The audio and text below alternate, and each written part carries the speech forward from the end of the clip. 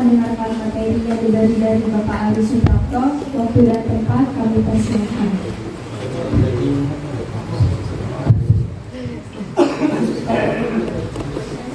Bismillahirrahmanirrahim. Assalamualaikum warahmatullahi wabarakatuh. Waalaikumsalam warahmatullahi wabarakatuh.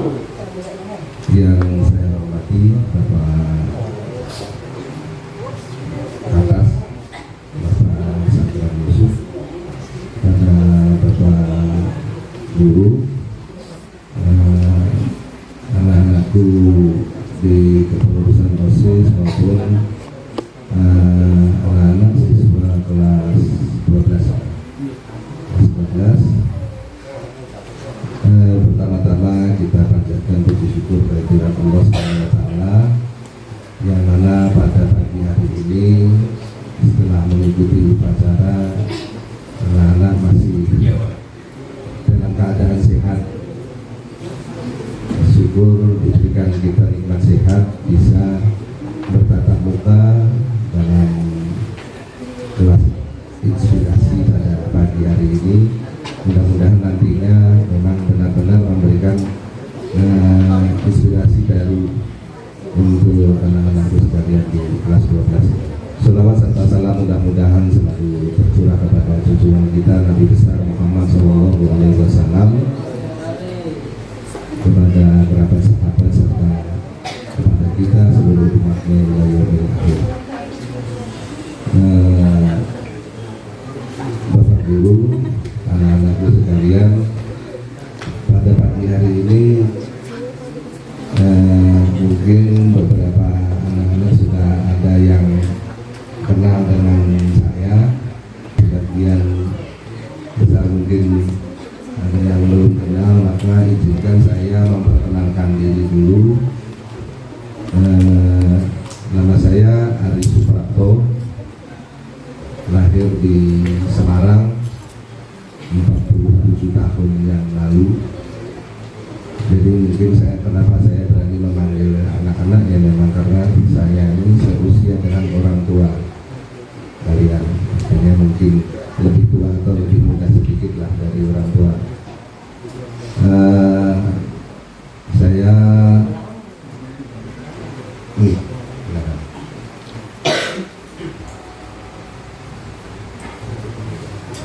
kemudian saya sekolah hanya sampai SMA. Jadi mudah-mudahan nanti adik-adik, anak-anakku sekalian ini bisa melanjutkan kuliah ke jenjang pendidikan yang lebih tinggi lagi, sesuai dengan apa yang diharapkan, cita-cita dari diri pribadi maupun kemauan orang tua. Kemudian kenapa lahir di Semarang sampai ke sini? Jadi tahun 98, mungkin beberapa ya bukan sebelum kalian lahir saya sudah berada di Kalimantan ini. Jadi saya merantau dari Jawa Tengah ke Kalimantan ini tidak langsung sebagai pegawai negeri. Perjalanan panjang yang saya tempuh mulai dari menjadi buruh harian, kemudian saya pernah juga menjaga di tambak. Mungkin ada beberapa dari orang tua kalian yang memiliki tambak. Saya pernah menjaga tambak itu bukan sebagai pemilik, tapi hanya menjaga, sebagai penjaga. Jadi perjalanan hidup yang menurut banyak orang itu perjalanan hidup yang pahit, itu kalau kita jalani dengan ikhlas, kita jalani dengan sungguh-sungguh, insya Allah ada hikmah dari kesungguhan kita di dalam bekerja. Begitu juga dengan anak-anak sekalian, diharapkan dari berkah kesungguhan anak-anak sekalian bersekolah, berikhtiar, belajar, belajar. Insya Allah akan ada hikmah nantinya yang mungkin pada saat ini memang belum bisa dirasakan. Lakukan pada saat ini itu tidak instan, kebahagiaan itu datang instan, begitu kita lakukan sesuatu langsung ada hasilnya. Perlu proses panjang dari perjuangan itu membuahkan hasil. Makanya perjuangan pahlawan-pahlawan kita itu tidak hanya dalam setahun, 2 tahun, 10 tahun, bahkan dalam sejarah 350 tahun yang lalu itu datuk nenek moyang kita dulu itu sudah berjuang untuk mendapatkan kemerdekaan. Jadi kemerdekaan itu tidak dicapai dalam masa perjuangan 1 tahun atau 2 tahun, berpuluh-puluh tahun, bahkan beratus-ratus tahun. Maka dikenal pahlawan-pahlawan yang masa perjuangannya tahun 1800 sekian, kayak Pangeran Diponegoro itu tahun 1800-an di dalam masa perjuangannya, bukan di abad ke-19. Dimulai dari abad ke-18 itu sudah pahlawan-pahlawan kita sudah berjuang untuk mendapatkan kemerdekaan yang kita rasakan saat ini. Makanya kita mengenang jasa para pahlawan itu bukan hanya sekedar mengenang perjuangan beliau, tapi bagaimana mengimplementasikan nilai perjuangan itu ke dalam diri kita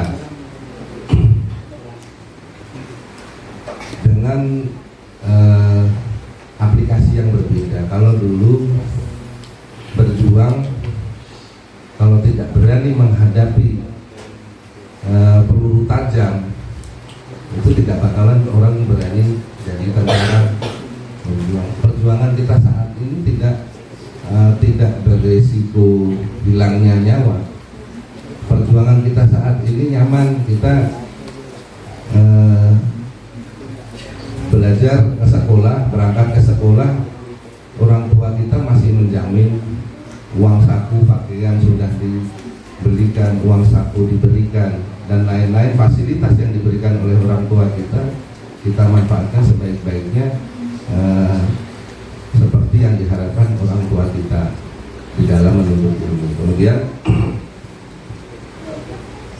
saya diangkat pegawai negeri tahun 2009, waktu itu melalui jalur Sekdes, karena tahun 2000 mulai dari 2003 itu saya menjabat Sekdes di pembelajaran. Kemudian tahun 2006 saya diangkat sebagai PLT Kepala Desa sampai dengan tahun 2011. 5 tahun saya menjabat sebagai Kepala Desa di pembelajaran. Kemudian tahun 2009 pengangkatan PNS, saya ditarik bekerja, ditugaskan di kantor kecamatan Kelupak Selatan sebagai pengadministrasi umum perkantoran pada seksi pelayanan. Nah, jadi dulu tidak pernah menyangka bahwa saya ini akan jadi PNS. Itu sebenarnya tidak ada pernah saya menggambarkan. Saya pernah dari hasil tambak itu saya menjual udang itu betakar. Zaman dulu itu di depan toko Haji Ahmad Pantai itu berlapis karung. Jadi beberapa ember klerat itu berjual betakar. Waktu harga udang itu masih harga antara Rp500 sampai Rp1.000 per takar mangkok sabun. Jadi tidak pernah terbayangkan saya jadi PNS pada waktu itu menjual udang setakar Rp500, paling mahal Rp1.000. Jadi apa dari yang saya capai itu setelah saya pikirkan, ternyata di balik ikhtiar kita, di balik usaha kita itu ternyata pengaruh besar itu dari doa orang tua kita, bahwa bapak ibu saya itu dulu pernah menyampaikan keinginannya bahwa itu adalah doa. Anak-anakku itu salah satunya nanti mudah-mudahan bisa jadi pegawai negeri sipil. Jadi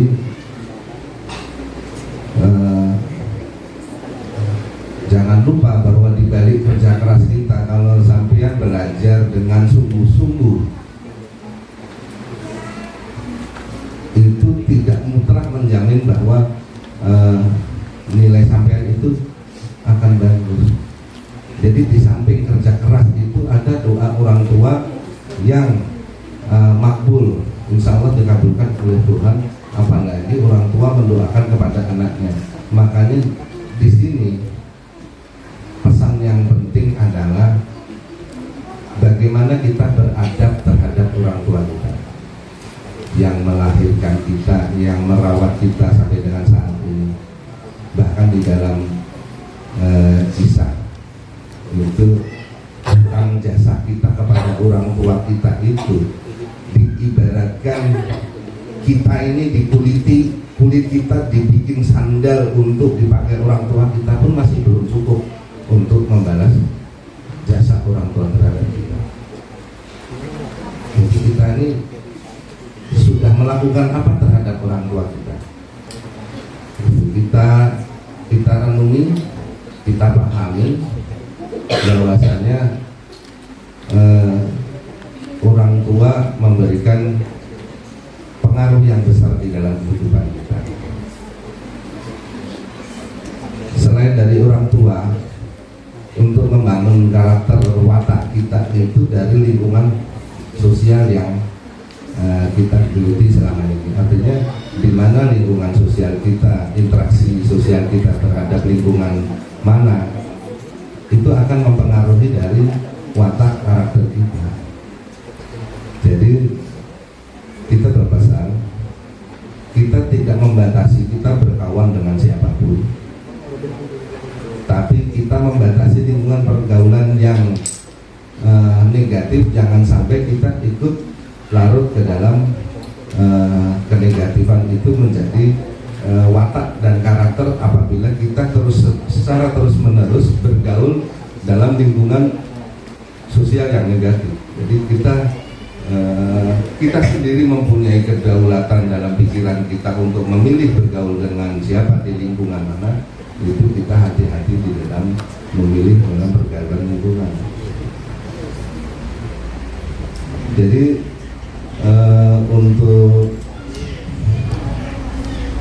penggunaan media sosial kita sudah diberikan kenyamanan dalam teknologi komunikasi, teknologi informasi.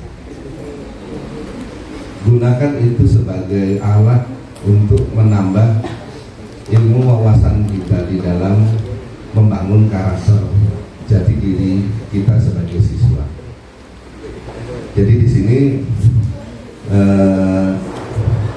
dari pengalaman-pengalaman yang sudah saya ceritakan, kalau saya ceritakan perjalanan hidup antara 98 sampai dengan 2009 saya diangkat sebagai PNS itu memang banyak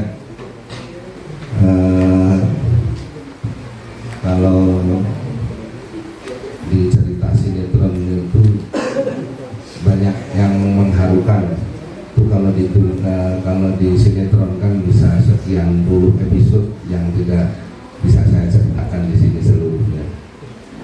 Namun secara garis besar dari cerita kehidupan ini sebenarnya pencarian jati diri yang akan saya sampaikan di sini ini sebenarnya pernah saya mengalami juga masa SMA seperti kalian saat ini. Kalian belum pernah merasakan tua, kalau saya pernah merasakan SMA. Jadi pada waktu SMA saya menyampaikan hal-hal yang baik kepada anak-anakku sekalian ini karena pada waktu SMA saya juga pernah melakukan, pernah menjadi bagian yang bergabung pergaulan negatif itu sendiri. Jadi tapi bukan tentang saya yang negatif, yang tentang saya ceritakan, tapi bagaimana kita bangkit dari hal-hal yang negatif, dari hal-hal yang kurang bagus itu, kita naik ke tingkat yang lebih bagus lagi.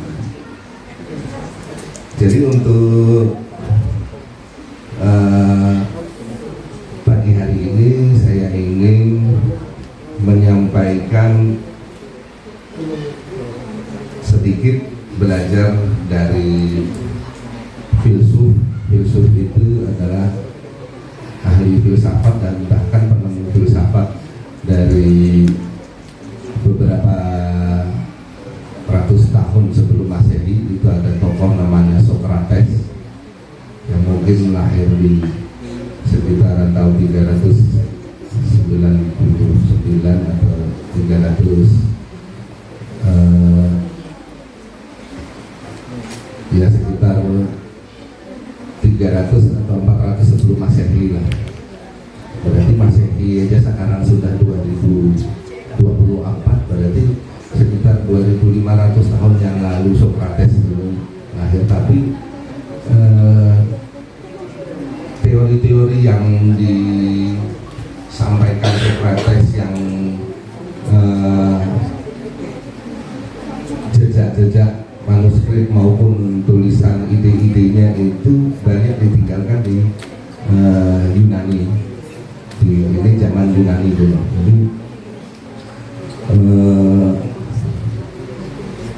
beliau mengatakan bahwa it is not living that matters, but living rightly. Artinya hidup ini tidak ada masalah.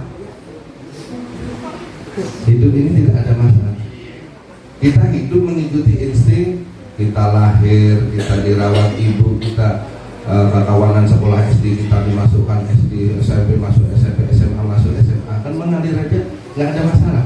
Ngikuti insting aja. Jadi karena kalau seumuran kita ada yang pacaran, ikut-ikutan pacaran, terus karena setelah sekolah SMA ada yang melanjutkan kuliah, ada yang ikut lanjutkan kuliah, ada yang kawin ikut kawin, nanti punya anak, dan seterusnya dan seterusnya. Nggak ada masalah dalam hidup ini.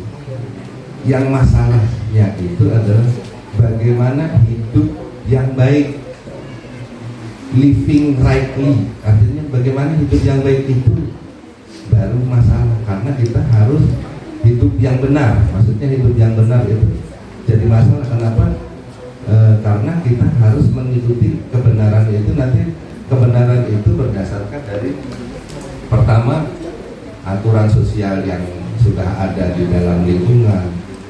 Kita di sekolah SMA 1 Pelumpang Selatan itu aturan yang ada di wilayah SMA Pelumpang Selatan ya kita ikuti aturan itu. Jadi hidup yang benar itu seperti apa? Itu yang jadi masalah. Masalahnya itu kita bisa nggak mengikuti mengembangkan hidup kita ini hidup yang benar. Karena kalau kata Buya Hamka itu adalah ulama dan tokoh sastrawan di Indonesia. Nama beliau sebenarnya Haji Abdul Malik Karim Amrullah atau disebut Hamka. Haji Abdul Malik Karim Amrullah, disingkat Hamka. Beliau populer video Buya Hamka, yang nantinya kalau di medsos sampean pernah melihat berita tentang Yusuf Hamka, pemilik sekian ruas kilometer jalan tol di Jakarta, itu adalah anak angkat dari Buya Hamka. Beliau sastrawan terkenal, banyak buku-buku beliau yang diterbitkan. Dan juga jadi kata-kata Buya Hamka tadi mengenai hidup yang living rightly, kaitannya dengan living rightly, hidup yang benar itu, kalau hidup hanya sekedar hidup, ini kata Buya Hamka, kalau hidup hanya sekedar hidup, berbibi huta pun hidup, kalau kita bekerja hanya sekedar bekerja, kera di hutan pun bekerja juga. Nah di sini terus ada juga yang disampaikan dalam salah satu kitabnya Imam Al-Ghazali itu tentang bagaimana kalau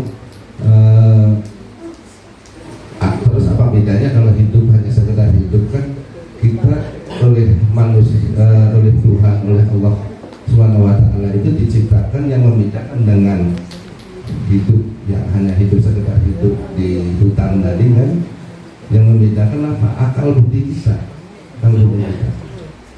Terus kalau kita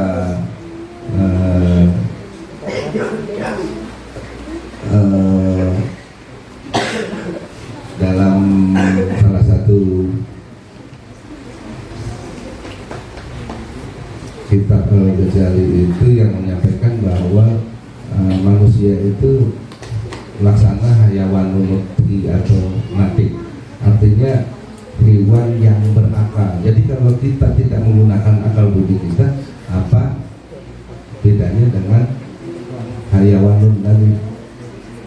Jadi mudah-mudahan kita tetap mengembangkan diri, akal budi pekerti kita untuk kebaikan kita, kebaikan keluarga kita, kebaikan alma mater SMA Negeri 1 Pelumpang Selatan dalam kita berucap, berbuat, bertindak.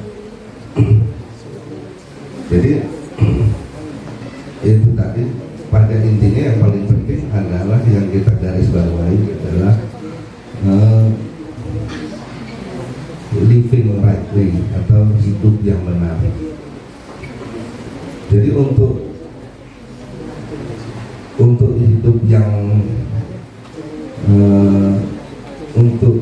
hidup yang benar itu kita harus tahu tentang kebijaksanaan. Jadi kebenaran itu bukan hanya sebatas sampai di kebenaran, karena kadang-kadang kebenaran itu tanpa kebijaksanaan juga kadang-kadang kurang pas juga. Terus bagaimana kita bijaksana? Bijaksana itu adalah menerapkan kebenaran pas, cocok, sesuai dengan ruang dan waktu. Artinya kalau kebenaran itu tidak sesuai dengan ruang dan waktunya, kebenaran itu juga tidak pas. Contohnya kebenaran yang saya maksud itu, kalau kita bilang kawan garing nih, kita menjenguk bilang rumahnya, dipadahkan oleh orang tuanya atau oleh perawat di rumah sakit bahwa kawan pian ini terkena penyakit parah dan sudah kanker stadium 4. Terus pian hendak menyampaikan kebenaran lawan kawannya, banyak-banyak dia istighfar, bertobat, kan stadium 4 kita ini parah benar mati. Padahal ini benar yang disampaikan ini, bahwa kalau kanker stadium 4 ini resikonya mendekati kematian. Tapi ketika kebenaran itu disampaikan kepada pasien, bisa saat itu juga langsung drop COVID. Jadi kebenaran yang disampaikan tidak tepat pada ruang dan waktunya, maka itu tidak bijaksana. Kalau bijaksana itu ya kita tahu kondisinya parah ya, pada bapak ini kan semua penyakit itu ada obatnya, apa segala macamnya, memberikan meringankan beban pikiran, meningkatkan daya imunitas orang yang sakit tadi agar meningkat dan bisa sembuh. Kemudian untuk bijaksana itu tadi kita harus memahami dulu kebenaran, karena kebenaran yang semata-mata hanya kebenaran tanpa kebijaksanaan, makanya untuknya Allah itu memberikan perintah itu yamuru bi adli wal ihsan, artinya memerintahkan adil dan ihsan. Artinya benar, selain adil adil itu ya diidentikan dengan kebenaran itu tadi. Wal ihsan, ada kebijaksanaan di situ. Kalau ada wal ihsan, mungkin guru-guru yang ada di sini kalau tidak bijaksana juga, mungkin banyak juga murid-murid yang tidak naik kelas atau tidak lulus karena nilainya pas-pasan. Jadi kalau misalnya ada siswa yang misalnya masuk jam 8 harus sudah gerbang ditutup, misalnya ada anak murid yang datang karena ada alasan tadi kepes ban pak, pesawat nambah atau pesawat anu. Jadi artinya ada kebijakan tertentu karena yang benar menyampaikan alasannya secara benar. Saya berangkat memang sungsung pak, tapi di jalan sepeda motor ulun macet dan lain sebagainya, dia sampaikan ada kebijakan, ada ihsan, wal ihsan di situ oleh guru. Kalau guru hanya mengambil kebenaran, aku kan mau tahu jam 8 tutup sudah, apapun alasannya ada diterima. Nilai dari C, kasihan anak itu ini terus dinaikkan jadi B, itu ihsan itu tadi. Jadi selain dari adil itu memerintahkan juga untuk ihsan atau bijaksana. Untuk jadi bijaksana itu syaratnya harus benar dulu. Jadi kebenaran itu baru kebijaksanaan. Jangan juga kebijaksanaan tanpa kebenaran. Kebijaksanaan tanpa kebenaran itu kalau sudah kesalahan-kesalahan yang fatal terus dibijaksanai, kesalahan yang dibijaksanai itu bukan bijaksana. Karena bijaksana itu di atas kebenarannya dulu. Ini mohon maaf lah kalau apa yang ulun sampaikan ini mungkin terlalu rumit atau susah dipahami, karena mungkin materi yang saya sampaikan ini kalau di universitas mungkin di fakultas filsafat, tapi kan kita ini filsafat dasar ya. Tapi kita bagaimana kita mengenali diri itu secara umum itu cuma ada 3 macam sebenarnya untuk pengenalan diri kita itu. Jadi dimulai dari hubiyah, siapa kita. Untuk mengenali diri harus tahu siapa kita. Oh, aku ini pelajar, aku kelas 12 yang sebentar lagi akan ujian. Dari hubiyah kita, siapa kita, baru kemudian kita huwi sudbi. Huwi sudbi itu artinya siapa kita yang seharusnya saat ini. Kalau huwiyah itu kondisi konkret kita. Kalau huwi sudbi itu adalah sebagaimana harusnya kita. Kita ini harusnya bagaimana? Kalau kita sudah kita ketahui siapa kita, aku ini pelajar. Terus huwi sudbinya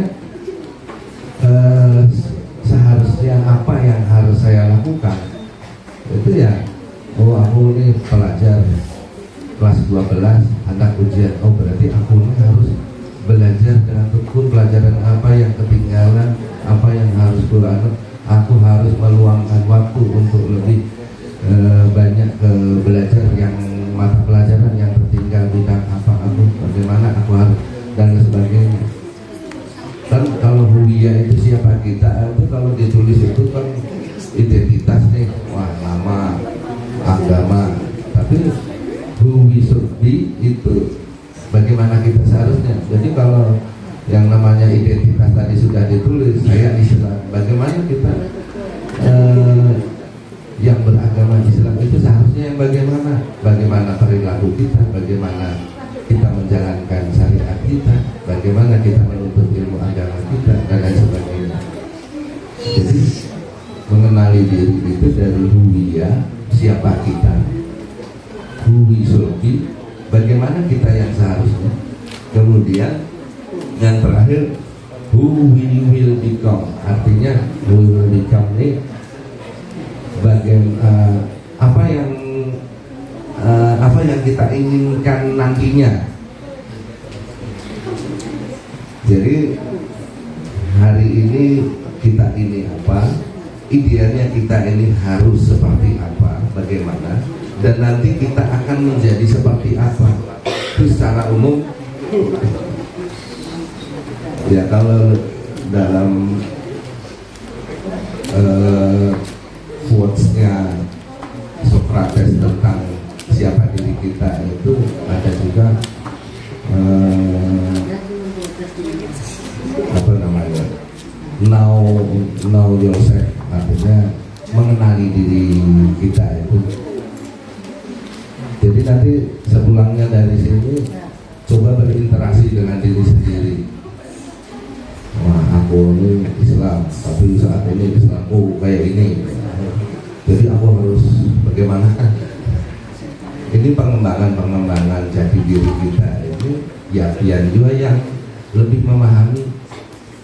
Kalau kami hanya berbagi tentang apa yang pernah saya dapatkan dari mungkin bacaan, referensi bacaan.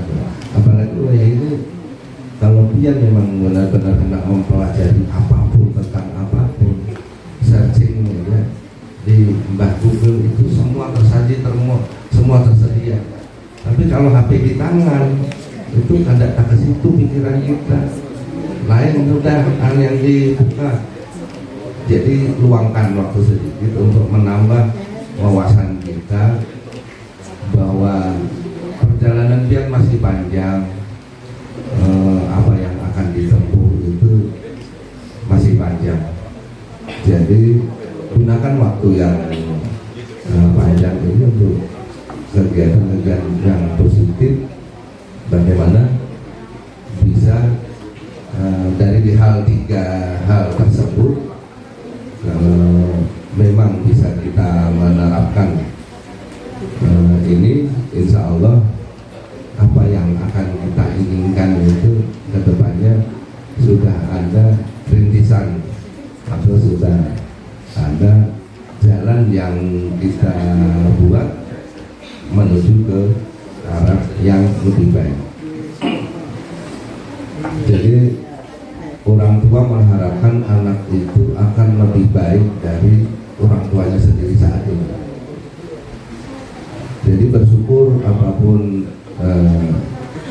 profesi orang tua kita, latar belakang orang tua kita, selalu kita syukuri bahwa kita dilahirkan di dalam keluarga kita itu bukan kita yang memilih, bukan kita yang menentukan. Kita sudah diberikan Allah Ta'ala bahwa kita hidup di dalam keluarga ini itu sudah, apapun yang Allah berikan kepada kita itu yaitu satu berkah yang harus kita syukuri.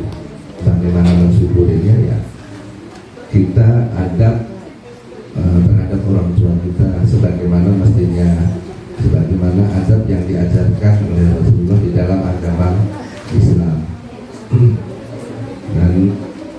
dan lain sebagainya. Artinya untuk materi-materi pendidikan agama dan lain sebagainya mungkin sudah disampaikan oleh guru-guru kita, guru-guru kalian. Saya hanya menambahkan sedikit tentang apa yang mungkin pernah sampai dengar atau bahkan mungkin tidak pernah sampai dengar. Jadi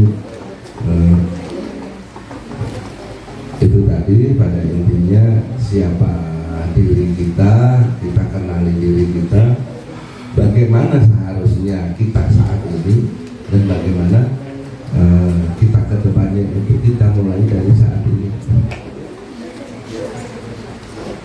Jadi mungkin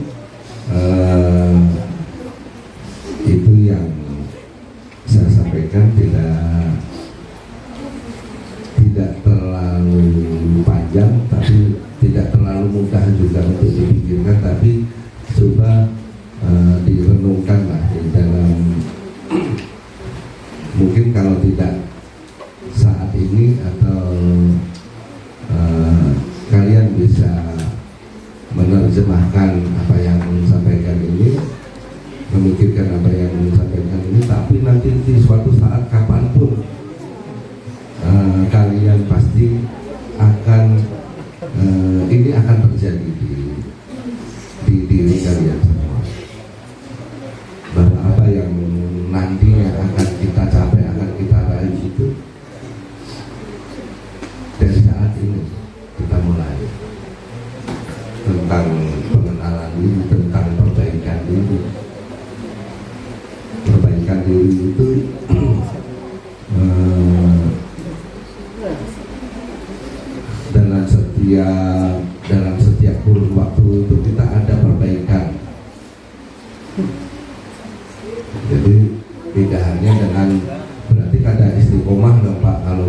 ini selalu berubah-ubah.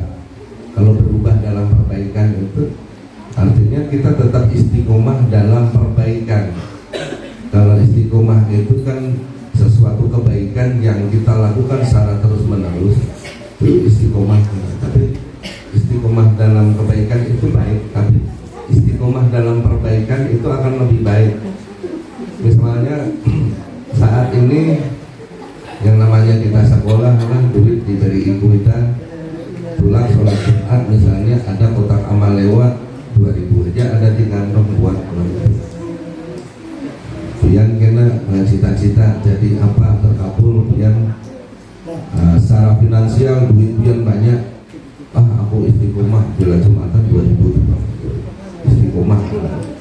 Istiqomah yang diistiqomai itu tentang sodakoh amal kita, itu yang istiqomah. Kalau nilainya sesuaikan dengan kondisi keadaan yang ada, jadi ada perbaikan di situ.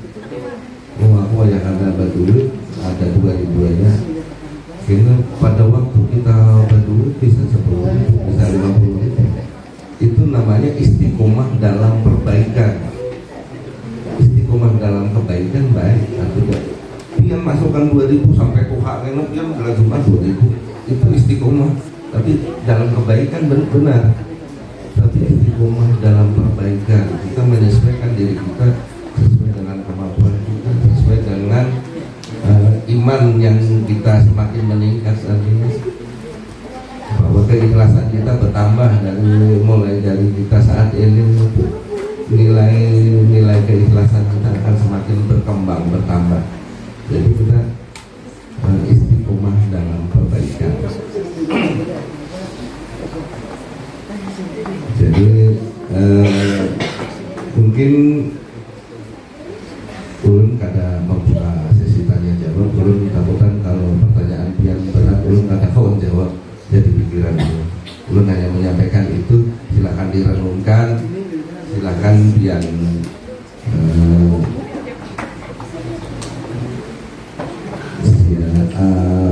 biar renungkan, biar tafakuri di dalam waktu-waktu yang santang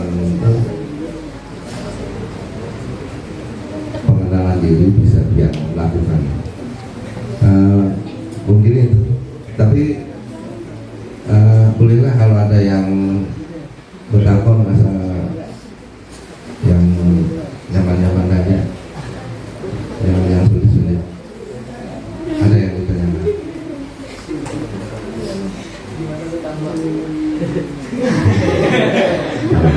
Nah, itu fakta. Saya 98 itu datang langsung di Sungai Tamiang. Jadi dulu Sungai Tamiang tambaknya belum kayak saat ini. Mulai di muara itu belum ada tambak. Saya di dalam, dan sekarang sudah di wilayah sudah dibeli oleh Pak Susilo tempat yang saya dulu. Jadi di sini bukan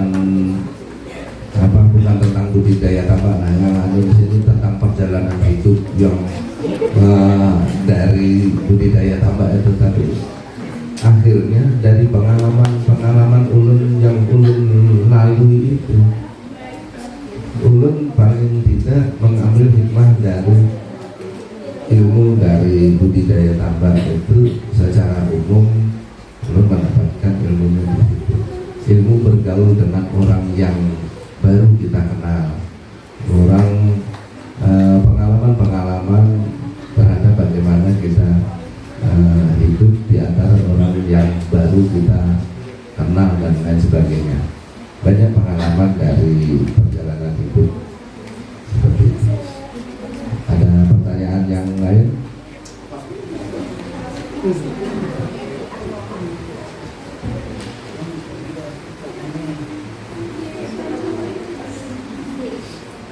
Silakan kalau ada yang mau ditanyakan. Silakan. Pun. Nggih. Apa akibatnya kalau kita kadang mengenali diri kita sendiri? Soalnya dari ketiga poin yang Pian sampaikan tadi, dua poin pertama tuh bisa dilakukan. Poin ketiganya susah, biasanya kada tahu tujuan hidupnya kemana. Kada apa-apa lah maunya hidup tuh sengalir-ngalirnya aja, kada ada tujuan, kada ada kayak apa nanti diinginkan tuh Pak.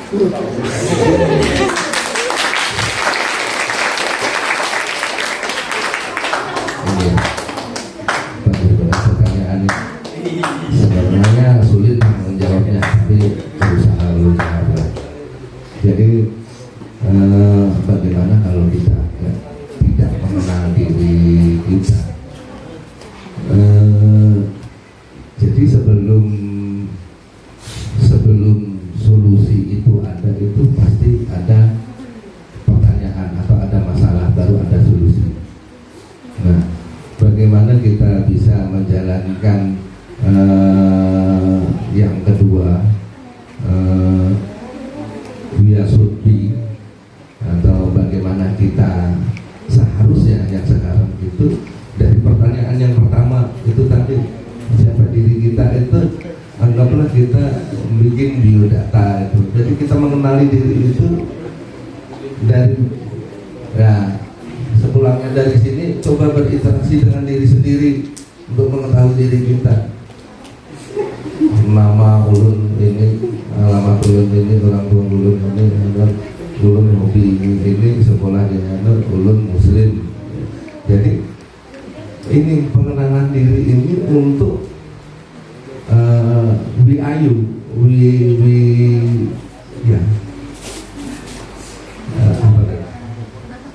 siapa kita itu kan siapa kita ini harus didapati dulu untuk bagaimana kita memperbaiki diri kita. Contohnya kalau identitas itu kan, siapa kita itu adalah identitas. Entitas kita itu bahwa saya ini muslim, saya apalagi yang ulun gentleman ya. Gentleman pian sampai sejauh mana sudah dibuktikan saat ini. Artinya untuk kita bisa memperbaiki diri itu berdasarkan dari jati diri kita dulu.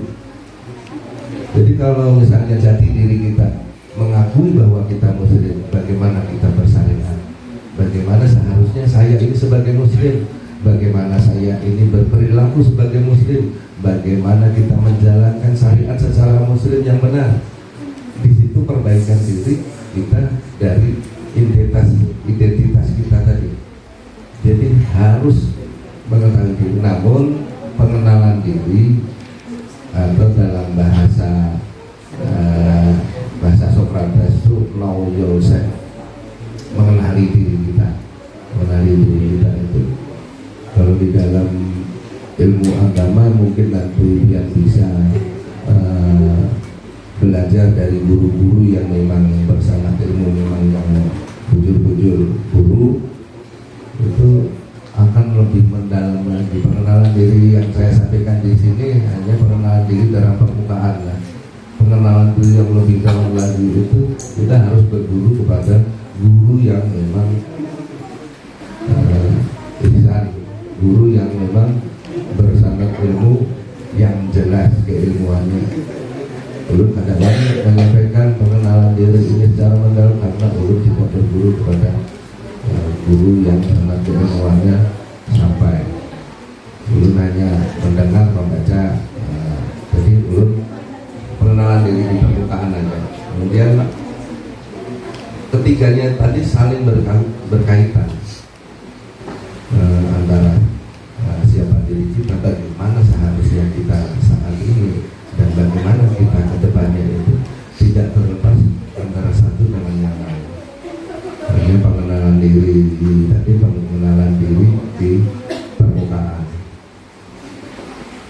Mungkin itu yang lain.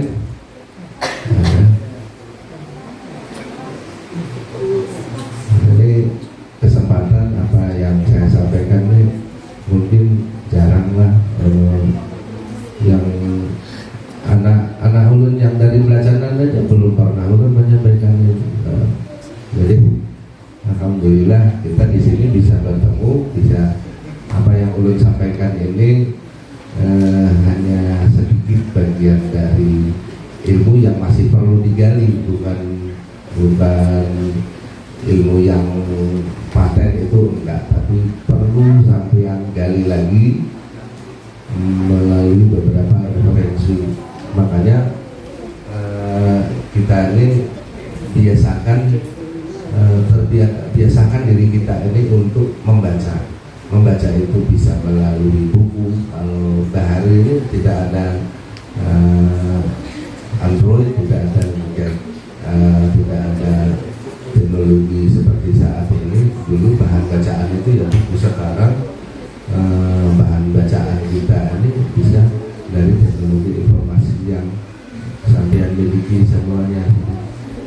Jadi apapun yang kita mau mengetahui tentang apapun itu, tapi jangan ditelan mentah, karena banyak referensi yang lain kadang-kadang di HP yang bersumber dari akun-akun yang memang menyesatkan itu banyak juga. Ilmu-ilmu yang tidak sesuai dengan apa yang seharusnya. Mungkin itu, kalau tidak ada pertanyaan lagi, di dalam saya menyampaikan tentunya ada kesalahan dan kehilafan, ulun mohon maaf yang sebesar-besarnya. Kemudian kalau ada yang malah menambah beban pikiran pian, itu mohon maaf, tapi maksud ulun hanya sekedar berbagi untuk anak-anak kita, memberikan motivasi diri, inspirasi ulun yang pernah saya alami atau yang pernah saya dengar dan ikuti. Ulun sampaikan di sini untuk sebagai bahan referensi pian di dalam mengenali diri, memperbaiki diri, dan mempersiapkan diri bagaimana kita ke depan. Ulun akhiri, wabillahi taufiq wal hidayah. Wassalamualaikum warahmatullahi wabarakatuh.